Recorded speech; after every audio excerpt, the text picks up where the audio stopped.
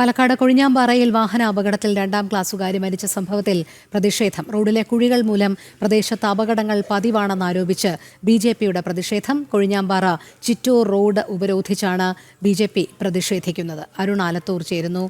അരുൺ, പാലക്കാട് കൊഴിഞ്ഞാമ്പാറയിൽ വാഹന അപകടത്തിൽ 2ാം ക്ലാസ്സുകാരി ദാരുണമായിട്ടാണ് മരിക്കുന്നത്. റോഡിലെ കുഴികൾ മൂലം ഈ പ്രദേശത്ത് അപകടങ്ങൾ പതിവാണ് എന്നാരോപിച്ച് ബിജെപിയുടെ നേതൃത്വത്തിൽ വലിയ രീതിയിലുള്ള പ്രതിഷേധവും അരങ്ങേറുകയുണ്ടായി. ഇപ്പോഴും ആ പ്രതിഷേധം തുടരുകയാണ്.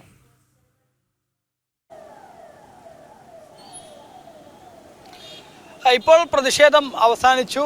ബി.ജെ.പി. പ്രവർത്തകരെ പോലീസ് ബലം പ്രയോഗിച്ച് അറസ്റ്റ് ചെയ്ത് നീക്കുകയായിരുന്നു. ഇന്ന് രാവിലെയാണ് പാലക്കാട് കൊഴിഞ്ഞാമ്പാറ അത്തിക്കോടിൽ ഷബീർ അലി എന്ന വ്യക്തിയുടെ, അത്തിക്കോട് സ്വദേശിയായ ഷബീർ അലി എന്ന വ്യക്തിയുടെ മകളായ നഫീസത്തുൽ മിസ്രിയ അപകടത്തിൽ മരിച്ചത്. Kozhinjampara saint Paul's English medium സ്കൂളിലെ വിദ്യാർത്ഥിയായ നഫീസത്തുൽ മിസ്രിയെ സ്കൂളിലാക്കുന്നതിന് വേണ്ടി സ്കൂട്ടറിൽ പോയതായിരുന്നു പിതാവ്. ഈ സമയത്ത് അത്തിക്കോട് ഭാഗത്ത് വെച്ചിട്ടാണ് അപകടം ഉണ്ടാകുന്നത്.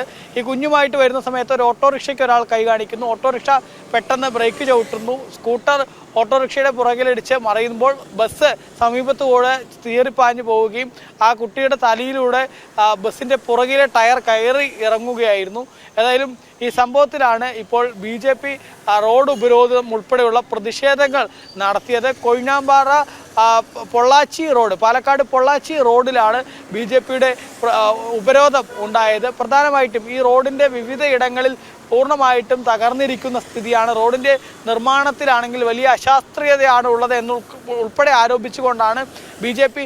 ജില്ലാ ജനറൽ സെക്രട്ടറിയായ ഓമനക്കുട്ടൻ്റെ നേതൃത്വത്തിൽ ബി.ജെ.പി. പ്രവർത്തകർ റോഡ് ഉപരോധിച്ചത്. ബി.ജെ.പിയോടൊപ്പം തന്നെ കോൺഗ്രസും അതുപോലെ തന്നെ മറ്റ് ജനങ്ങളും ഒക്കെ ആ പ്രതിഷേധത്തിൽ അണിനിരക്കുന്ന സാഹചര്യം ഉണ്ടായി എന്നുള്ളതാണ്. ശക്തമായ പ്രതിഷേധമാണ് നാട്ടുകാരുടെ ഭാഗത്തു നിന്നും ബി.ജെ.പി. പ്രവർത്തകരുടെ ഭാഗത്തു നിന്നൊക്കെ ഉണ്ടായത്.